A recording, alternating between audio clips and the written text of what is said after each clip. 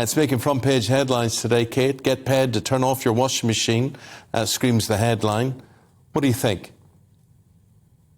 Well, it makes sense it's on the front page, Eamon, because it's a good, positive story in the fact that people can actually start to take some control if they have a smart meter, if this goes ahead.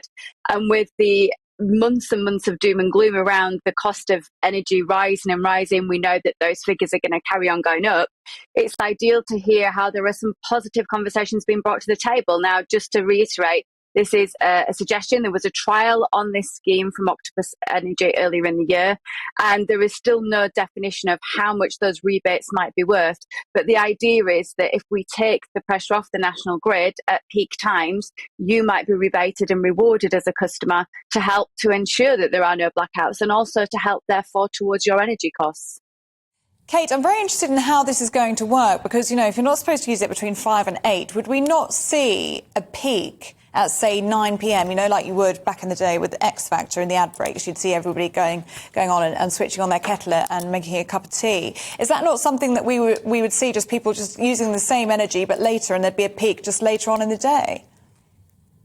It makes sense you ask that, and I think when this is proposed to Ofgem and actually the rules and regulations of it come in, there's going to have to be some well thought out conversation about where those peaks and troughs are and how that usage might happen. But this is all dependent, again, on smart meter ownage, which is the communication method between your meter and your energy supplier. So there'll be certainly some two-way communications in terms of when they need you to use your energy.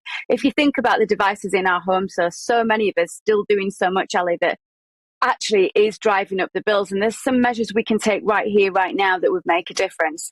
You know, the standby on your appliances is huge when it adds up over the year to how much we pay on our energy bills. And those hungry appliances like tumble drying can really make a difference if you try and use them less through the week, making sure you fill the washing machine and tumble dryer to its capacity load to make sure that you're not using them excessively, same with the dishwasher too. So I think there are also some things we in the meantime can do, and it serves as a reminder to make sure that we are consuming our energy in the most appropriate way. Remember the days when people used to do a wash their clothes and then use an old-fashioned thing called a washing line in the backyard or the back garden. Clothes wash. Or whatever, yeah, clothes line.